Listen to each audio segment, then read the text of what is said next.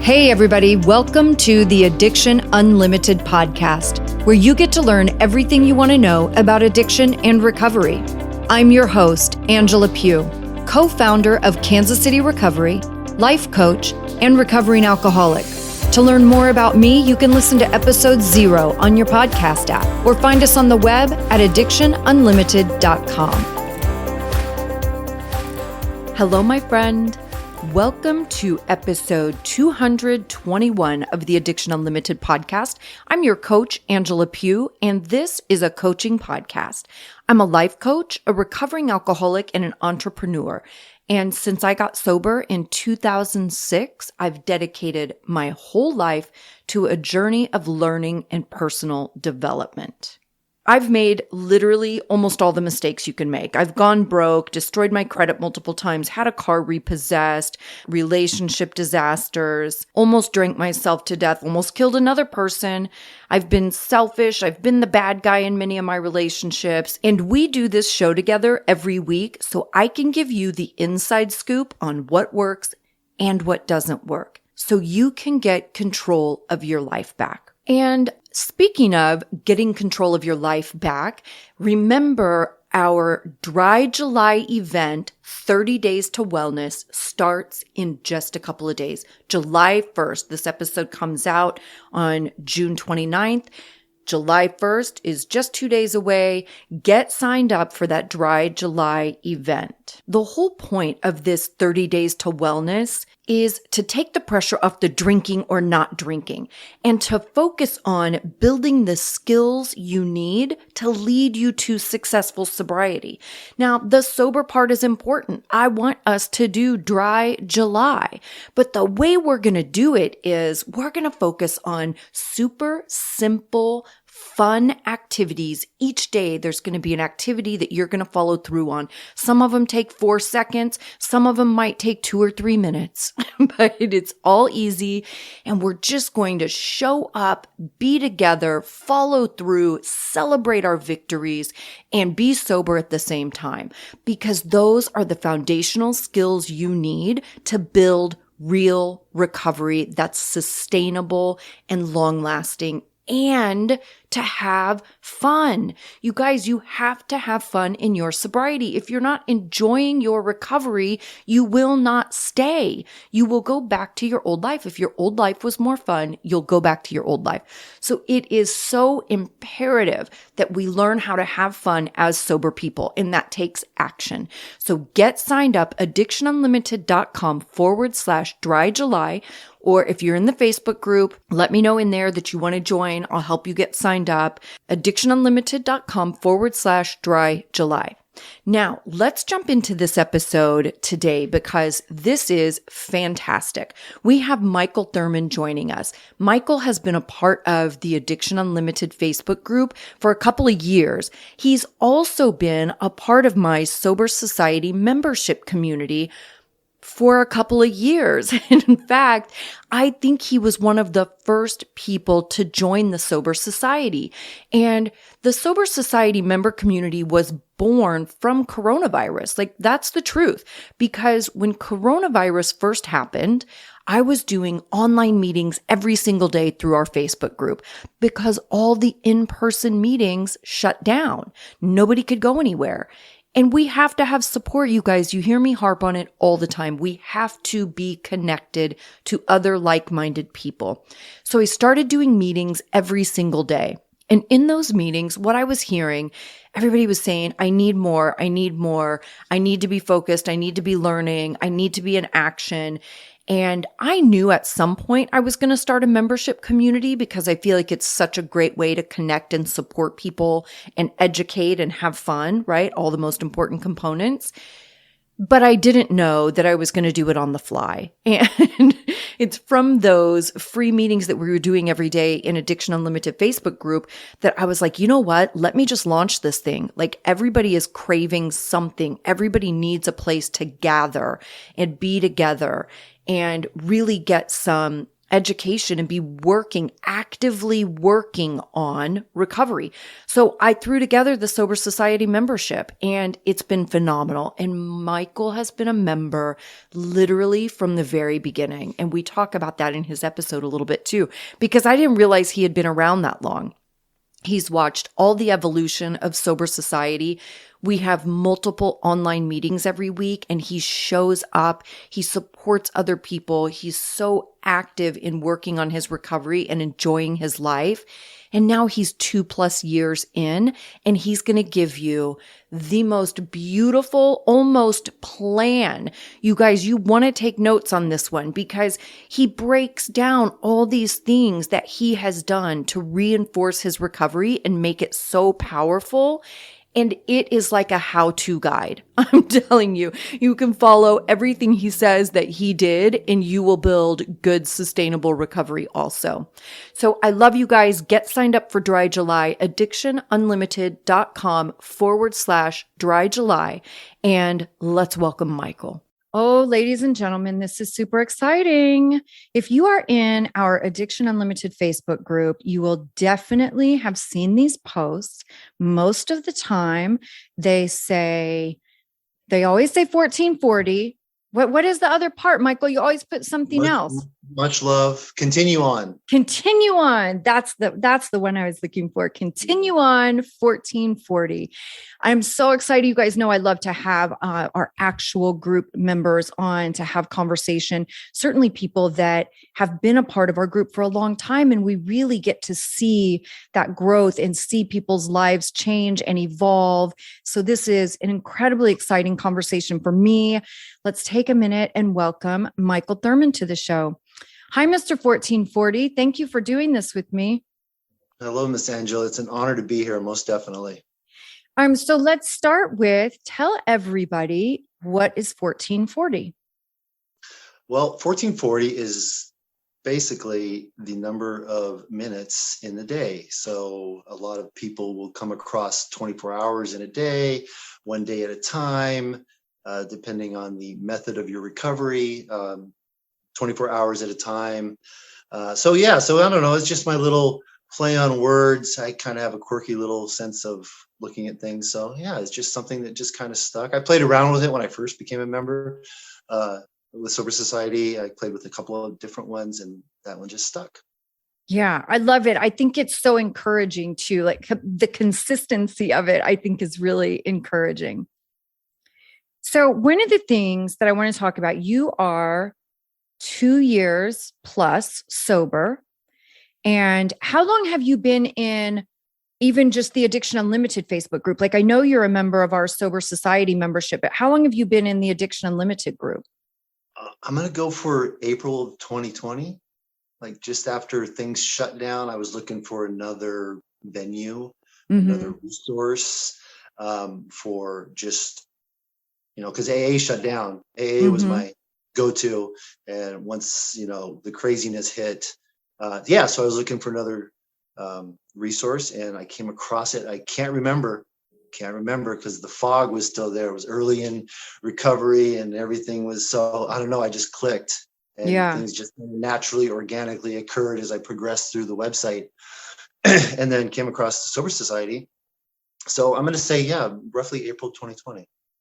So, because when quarantine happened, I started doing online meetings every day through the Addiction Unlimited Facebook group. So we were doing meetings every single day just to try to help support people because all the in-person programs shut down. And that would have been, if you joined Sober Society, that's when Sober Society started. Yeah, just about that time, I think. Yeah. Wow, that's crazy. You've been with us a long time. Al and A. Marie and a couple other people that are still, thank God, involved. So, yeah. We do have a very consistent and strong core group that has remained the same. And I love that, especially for new people coming in, because we are really a pretty tight knit little family, like we've known each other for a while. When people come into sober society and they get involved in those online meetings, you really become a part of our family, and there's some people continue to show up and be a part of it. And some people go a different direction, but gosh, it's such a good group of people. It's so supportive and happy. Yeah, and I think, there's no hangups. I remember when I first started, I used to do the Monday with Heather hosting, and I used to be late sometimes. I was like, oh man, I can't get in, because in the beginning, like some of the other meetings that I would get into, if you were late, you were locked out. You couldn't, because the meeting started. And I get it. That's fine. That's structure. That's and some treatment and recovery places are like that. Lights out, meals and stuff like that, and that's fine. But no, Heather was like, dude, you can come in 5 minutes before the group's over. And I was like, okay, cool. So a sense of relaxation came, and the group and the people getting to know people and everything was just natural. And I think I did that too. I do. You can come in anytime, you can leave anytime. And I think I did that a lot too, because in my beginning in AA, I was always taught that it's better to get a little bit of a meeting than no meeting. So like, don't skip if you have to be late. Don't skip it if you can only get there the last 20 minutes, like still show up, because you're showing up for yourself and you're showing up for your recovery. And we even have people that will come on their phones and like leave their camera off and stay muted and like just listen to the meeting. Yeah, that's right. You do that on Saturdays because you're working. But people will listen like while they're driving, and that's how it should be. It's like, you don't always have to be in the midst of it and sharing and doing the thing. Like, you can also just relax and take it in and enjoy it. So yeah, I think that was an important piece for me, to kind of let people come in and leave throughout the meeting, obviously as long as it's not disruptive, but yeah, I want people to come in. In the beginning of my recovery, about that time, it was so important. I was like, I don't want to say I was stressing, but the anxiety level was up. I was like, God, I got to get the meeting. I got to get to a meeting. Got to get to the group. So yeah, I appreciate that. Yeah. And I was always late in the beginning. When I first got sober, I was a late person. Like, I couldn't be anywhere on time. So thank gosh they didn't lock us out of AA if we didn't show up on time. Nobody'd be there. Yeah. There'd only be 4 people in a meeting. Close the door. Yeah, right. So let's talk about your 2 years. And these are stories I think are so important, because we do have a lot of listeners that are in the early part of their journey, right? Where somebody like me isn't always relatable. I've been sober what feels like 100 years. And I love to share these stories of the first couple of years and what it's like, because I think too, year one, I feel like, is very different from year 2, because year 1, you're really just getting your feet on the ground, figuring things out. I always talk about the importance of going through your first year sober and going through all the seasons, all the holidays, the celebrations, the birthdays, anniversaries, all of that stuff is your first year, is just getting through the first. So your second year is a little bit different. What has that experience been like for you?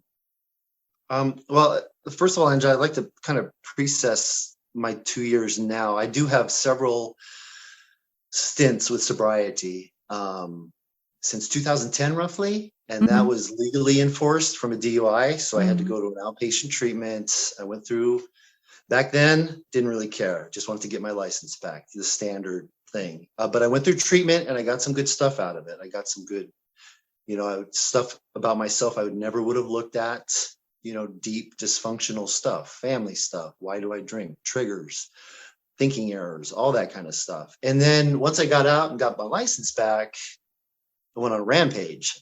I got back into it. I got reactivated. And so for 8 or 9 years, it was on.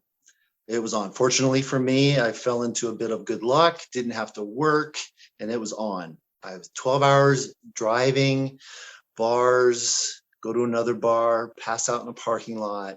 You know the story. I think we all do. Anyway, lots of drugs. I do have a cross addiction. My substance of choice is definitely marijuana. I do live in Oregon, so we'll just leave it at that. And I have had bouts with a lot of other stuff: meth, coke. Never used needles. Never got into that. But I've experimented and I've had my time. So this bout, again, from a DUI, a little more severe this time. That's the way the legal system is. So I smartened up. After I got out of jail, I got into a program. I had a choice: get into this program, a very intensive supervision program, or go to jail. So obvious choice. Luckily for me, I was blessed to have a minimal support system.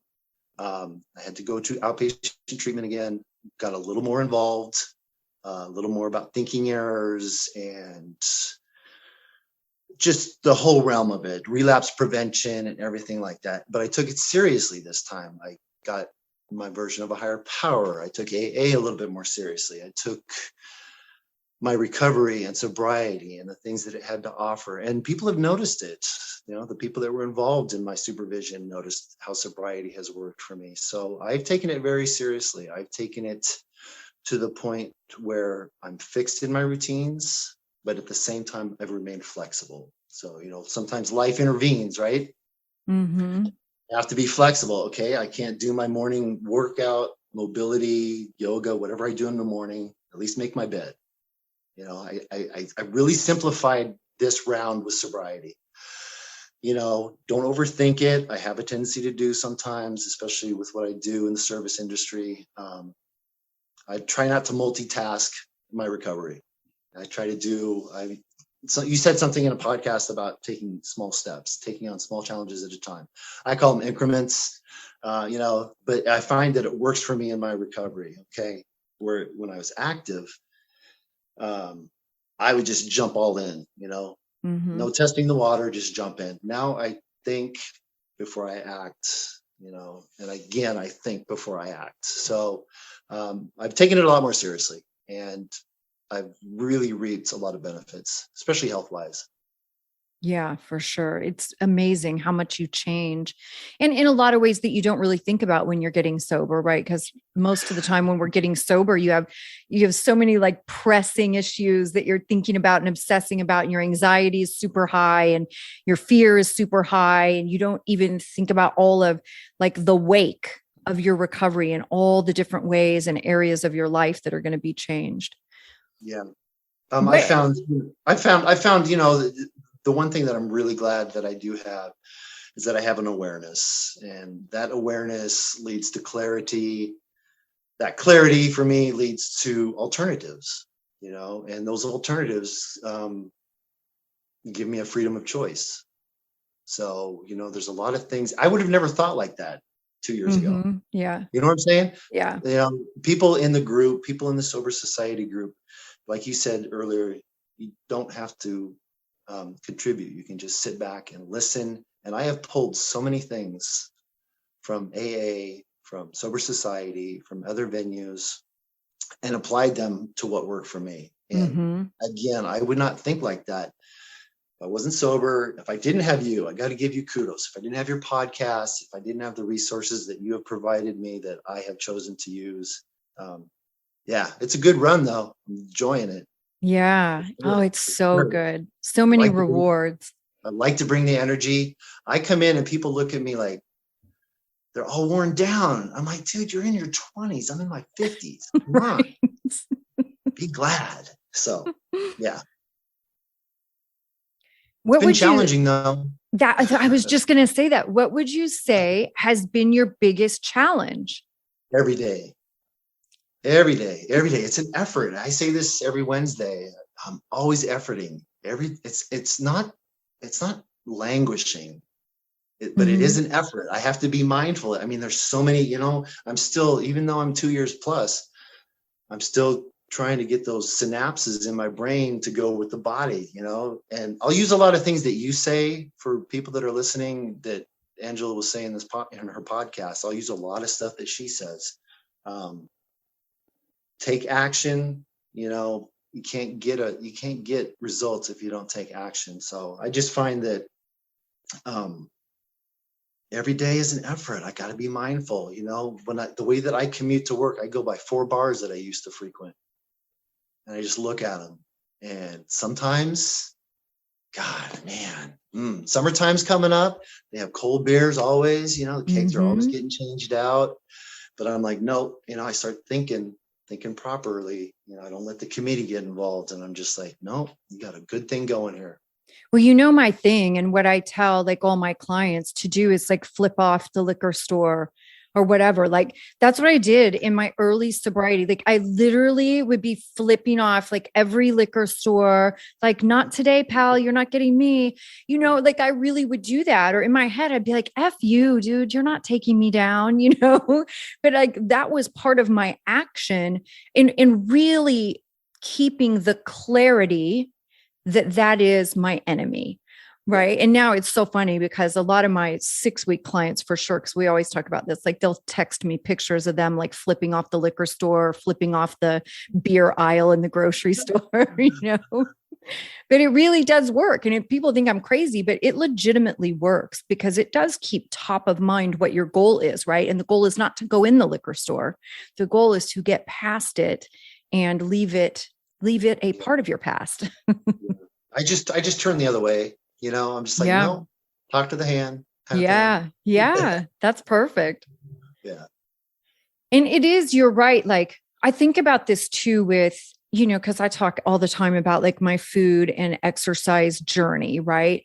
And I feel the same way with like the efforting with the food part, like the bigger changes I start making in what I eat and what I don't eat, and really getting away from so many processed foods, right? Which then means cooking more at home, which I'm not a huge fan of. I don't mind the cooking part. I just need somebody to come in after me and clean up. Like that's the part that drives me crazy. But it's so much efforting. It is like, I have to sit on Sunday. Now this has become a part of my weekly regimen, right? On Sunday evenings, I usually sit down and I go over my week. Like, what do I need to do? What are the most important things? I have a team meeting with my employees every Monday. So I've got to be prepared going in that. And what is everybody doing? And now my food is a part of that, right? Like what recipes am I going to make? I need to make my grocery order. What do I need to get?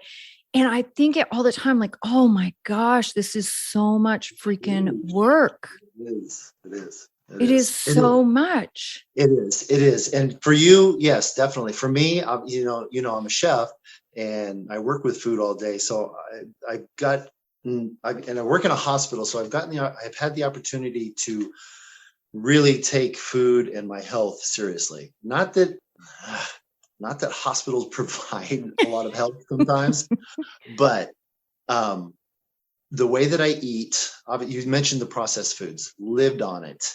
Yeah. If I had $1, if I could scrounge $1 in the couch or underneath the seat, McDonald's, because I hadn't eaten anything, but my stomach, I was so distended. My health was my gut was so distended.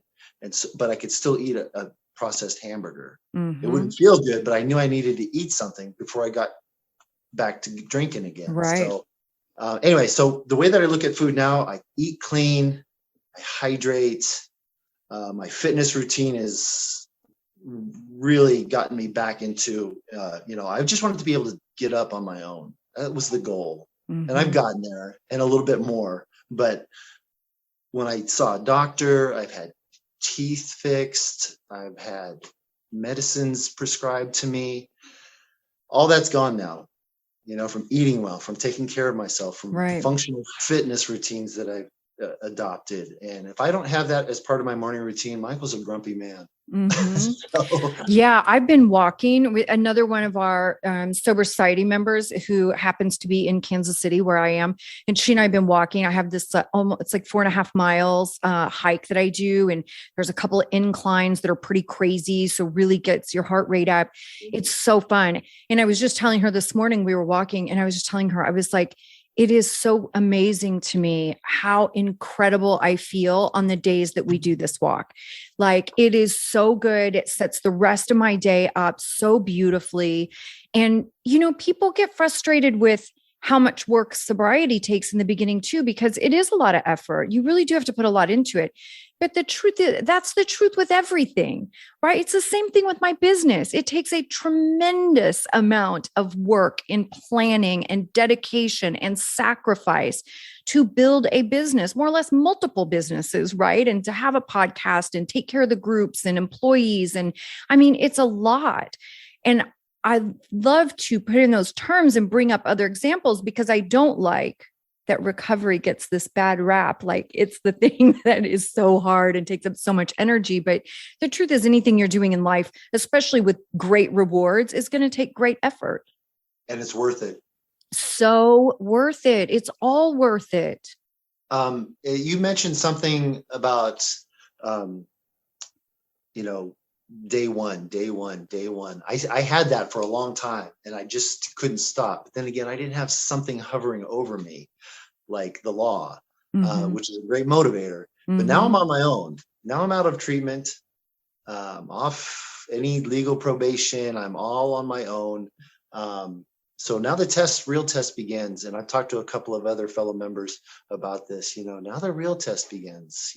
What triggers are going to easily trigger me now? The smell of beer, the smell of pot, the being on the river during the summer vacations, anything with me and water, rafting, pool, ocean, boating, fishing is always involved liquor. Yeah. And last year I got through it pretty easily. Didn't really have a lot of opportunities, but this year, now that things are opening up, it's going to be a good challenge, but I'm going to take these challenges on with fervor. I want these challenges. I don't want mundane. I don't mind routine in the morning, but I like things being mixed up. I've been blessed in life with a great resilience to be able to bounce back, to be able to get up, dust yourself off, all that old, sayings. So I'm here now and I plan on staying here. And I say that, knock on wood, because you never know what's going to happen. I always have in the back of my head, there's a little, I give it just a little space that, something could happen, something tragic. And I've had my rock bottom, I have felt the worst. And I don't want to feel like that again. I don't want to have spend some light, occupy my head. So. This is definitely a journey. Sobriety is definitely a journey that requires a lot of humility. And I have over, 100 years of doing this work, I have watched thousands of people relapse over pride and ego, not wanting to reach out for help, worried about what people will think. How will I look? There's a million ways that pride and ego stuff will manifest, but the humility to understand that this is not a failing or a weakness on my part. Addiction is this thing that is incredibly strong. And I have to understand that it can get stronger than me if I'm off my game. Right. And there's a lot of humility in that. And I think, I'm a scuba diver. I love the ocean. And I think of it like the ocean in that you can sit and look at the ocean and it's just water, right? In a regular day, water is not going to take you down, but you want to jump in the ocean and think that you can control it. You are going to lose that battle, and it's just water, but you will lose. And I think of addiction the same way. So it's like, I have to have the awareness that this thing is just bigger than me, and that's okay. But I have to be on top of my game. I never, even this many years in, there is never a moment of my life I think, oh, I've got this. Do I think I'm going to relapse? No, because I don't want to drink and I'm really on top of my game.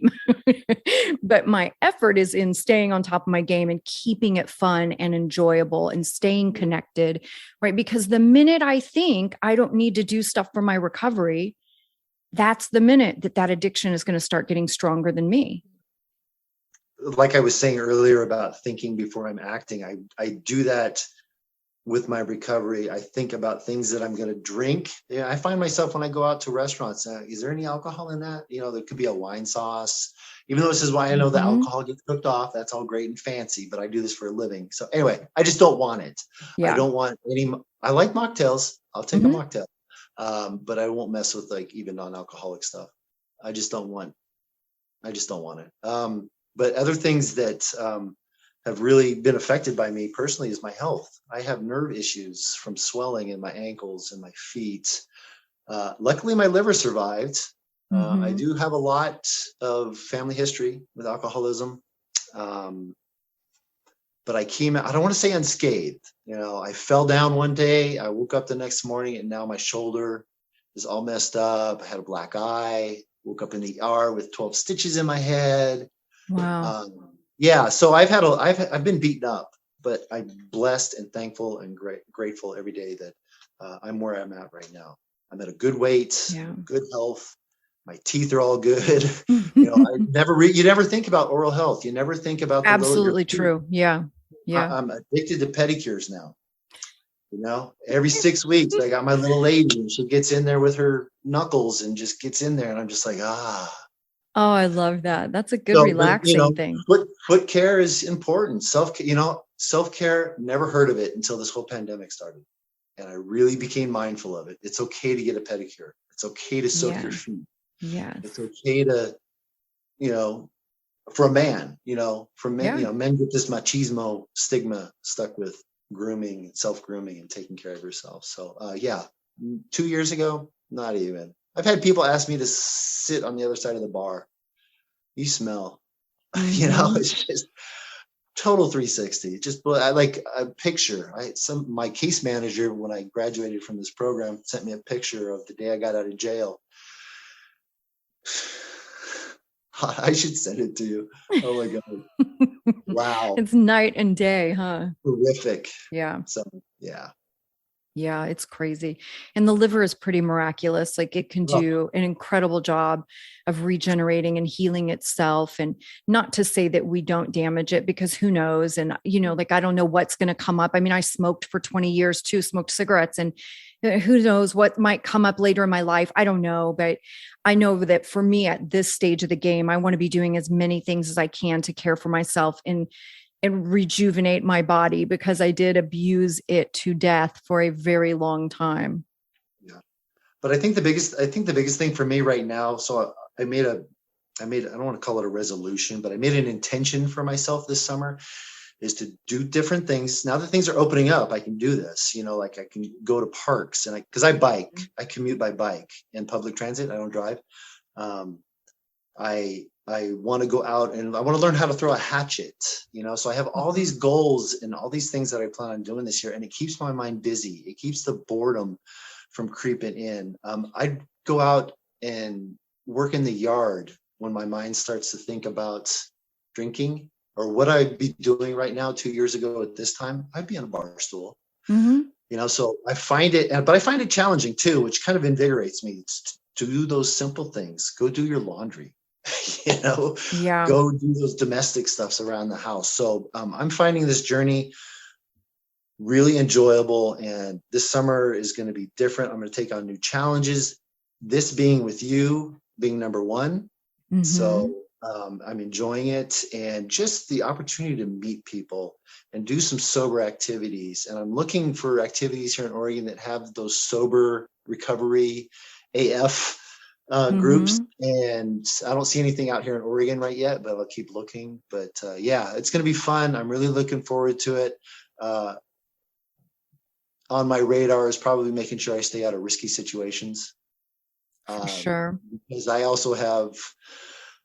like ladies. Let's just say that, I have, like I said, I have a cross addiction. So, but I'm looking forward to it. I think it's going to bring good things for me, and I'm going to get to meet some people and get that social life activated and recharged.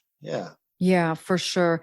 And it can be really fun too, and it's, I always have a plan. I don't know if you've heard me talk about this on the podcast. I think I've done 2 or 3 podcasts about having a plan, in social situations or family gatherings, whatever the thing is.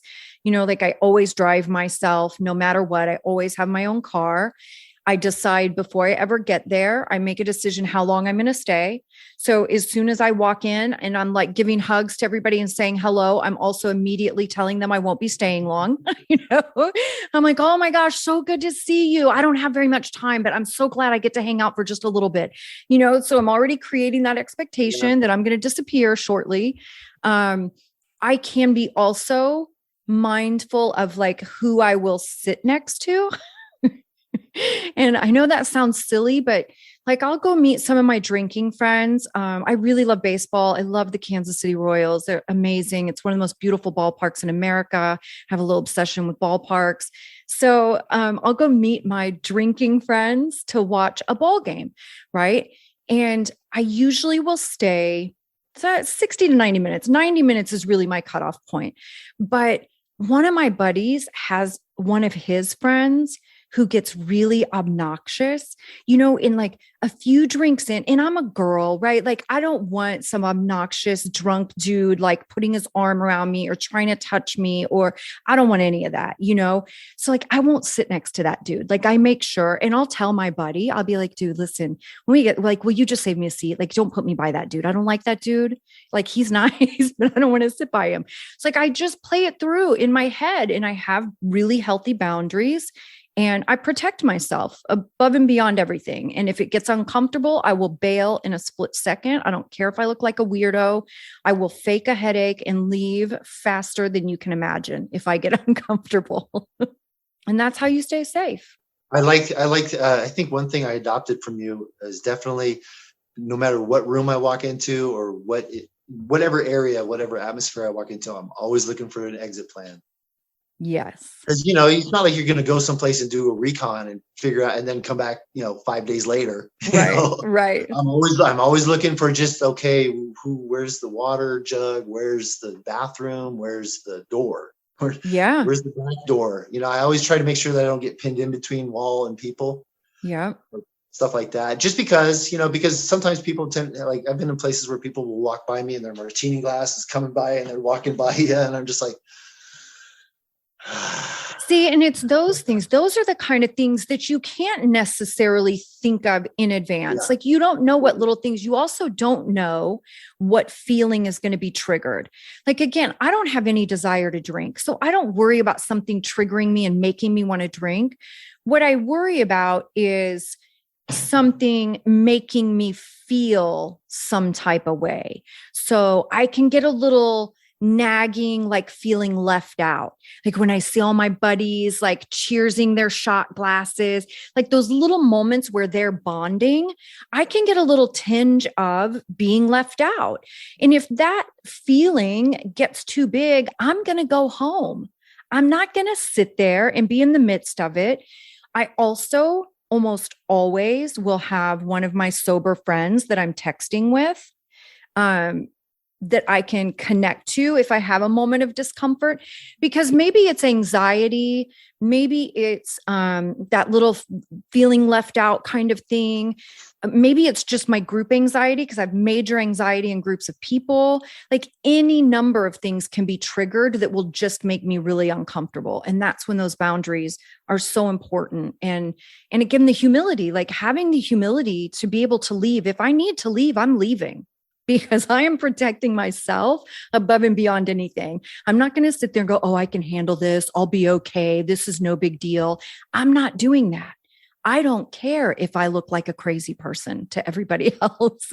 Like I will leave if I need to leave. Yeah. I used to have a problem with setting boundaries because I felt like maybe I was putting myself in a situation where I was not going to be included. So, but finally it was just like, no way, my sobriety, and that was in the beginning. And that's when, for me, the floodgates were open and ripe for relapse, when I didn't know where I was going. I didn't know which was the best method for, meetings and getting the good information and stuff. So, but I learned, I'd say, I don't know, really quickly. I think after I started listening to a lot of your podcasts, just understanding how to set boundaries. Yeah. And when to set boundaries was the most important, because I'm just kind of, come on, bring it in. Yeah. Let's group hug. So, and so finally having to pick and choose and push away and swipe right and swipe left and everything out of my way kind of thing, became easier. And now I don't want to say I'm confrontational, but I'm heavily on the assertive side. Mm-hmm. Sure. So and I have places too that I won't go. There are certain types of places that are just like really drunk. Like I don't mind going to a restaurant with a bar and even sitting at the bar. Like I can be okay with that most of the time. Sometimes I don't even want to do that, but but really like bar places where everybody's just heavily drinking. Like, I'm not doing that at this stage of the game. Like, it's not interesting to me. I'm old. It's usually really loud. Like, I'd rather be at home with my dog, working on something for Sober Society or something. Like, it's just not fun to me. But you coming home and doing stuff for Sober Society and hanging with your dog, that's fun and that's cool. Yes.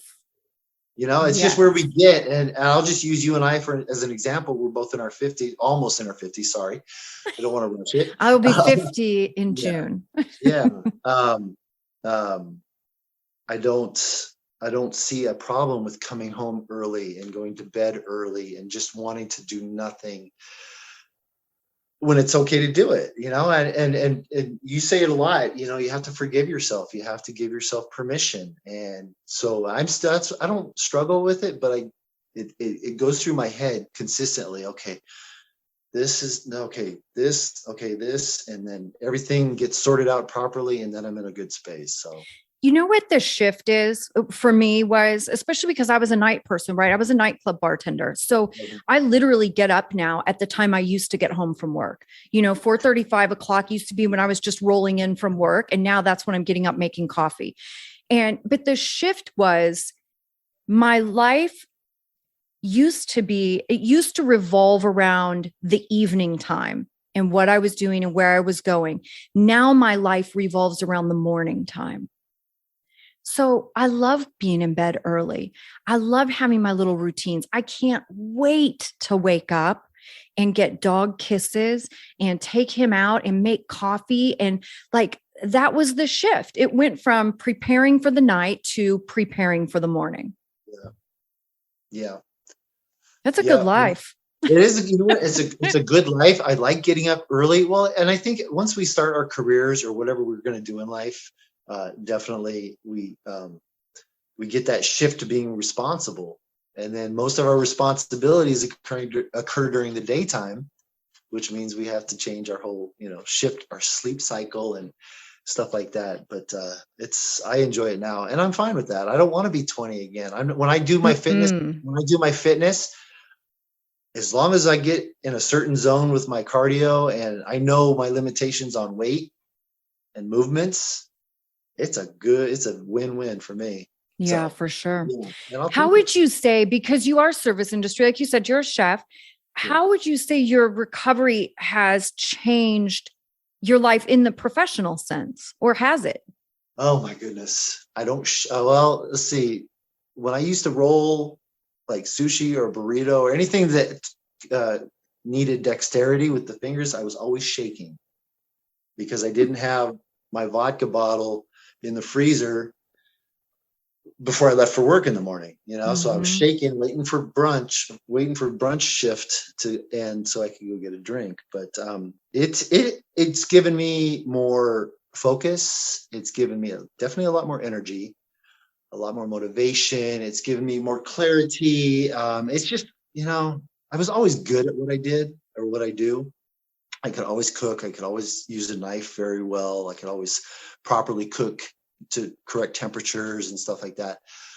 And that high functioning alcoholic in me made it easy for me. So I never realized that I had a problem. But I can notice a difference now that I'm serious about my recovery, that I'm serious about sobriety, is that my train of thought has actually promoted me through work.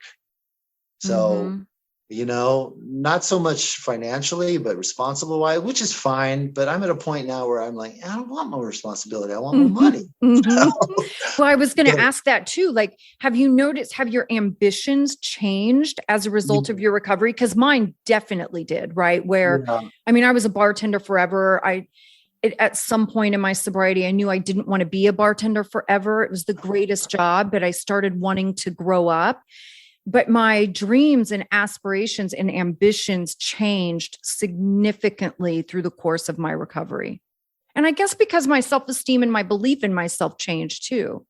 Yeah, I definitely, I wouldn't say so much aspirations with where I work, which will probably be the last place, hopefully, that I do work. It's a great job. I like what I do. The creativity that's given to me, the freedom, the no micromanaging is great. I don't really have any aspirations as far as there, but what I do aspire to is really wanting to learn about clean farming, clean agriculture, because what we put in our body hopefully comes from the ground or something that is on the ground or in the ocean or in the water, or in the sky. But yeah, so really so that's one thing I want to do this summer. Like I was speaking earlier, some things I want to do is get out to the farms and just talk to the farmers, and just try stuff, work for a day, get dirty, you know, I want to get out there and get dirty. People don't get dirty anymore. Everybody's afraid to get dirty, Yeah. get your hands on your face and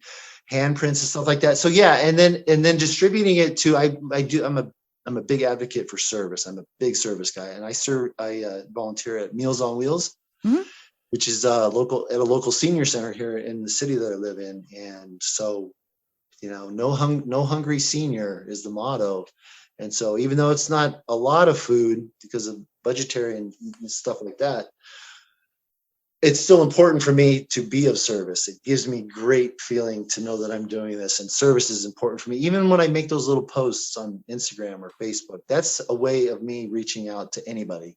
Mm-hmm. There's somebody in a dark hole, in a dark space in their head, it's an addict alone is in bad company, in my mind. Man, that's the truth.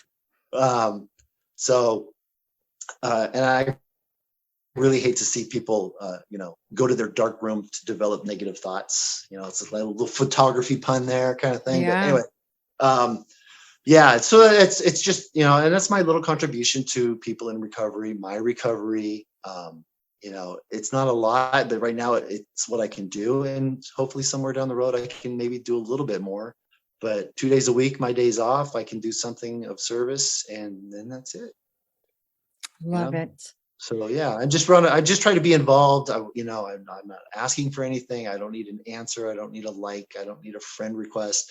That kind of stuff. It's just, like I said, it's just free. I think the Facebook page is awesome because there's so many people that are reaching out, which is important. Yeah. It's kind of like in AA, it's important that I'm not an old timer, but it's important that the new person is always there because it keeps us grounded. It keeps us humble. It keeps us, remembering where we came from or where we started. So, yeah. I think the newcomer for me is so much fun too, because there's a certain excitement there, and that's one of the things I love about our Facebook group too, is because you get people, of course you get people struggling who are connecting, which is hugely important. You have to be connected, but it's the celebrations, right? And people having those light bulb moments in their first year or 2 years of sobriety and getting to see those and share those. And like, there's a hope and excitement in there that's so much fun to me with newcomers.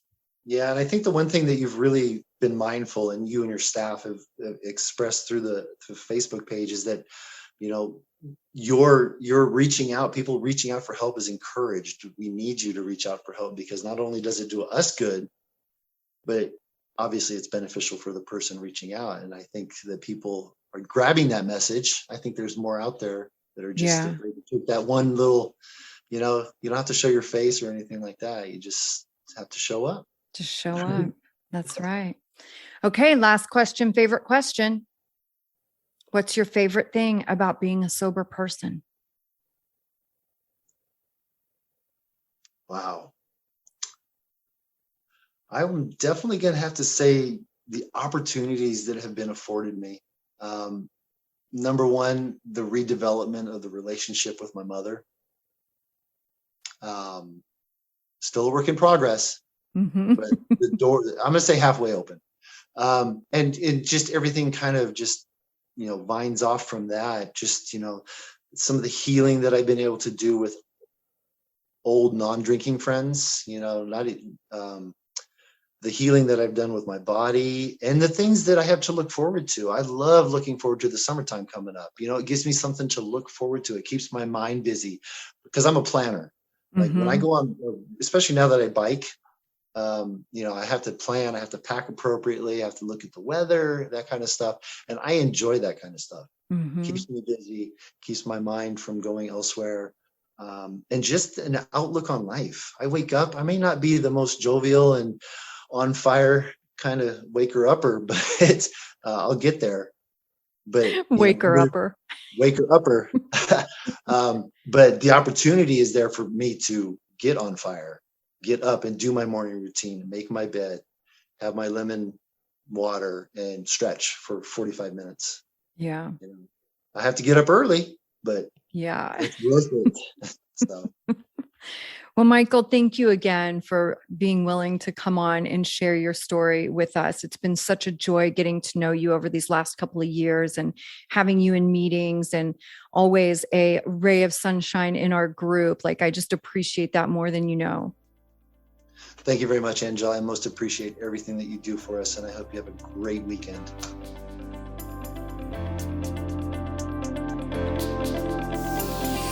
You've reached the end of another great episode of the Addiction Unlimited podcast. Candid and honest conversation about addiction and recovery.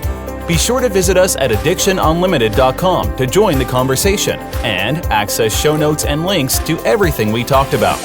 Love this episode? Please take 30 seconds to subscribe, rate, and review on iTunes to help us improve and give you the information you want. Thanks for listening. See you next week.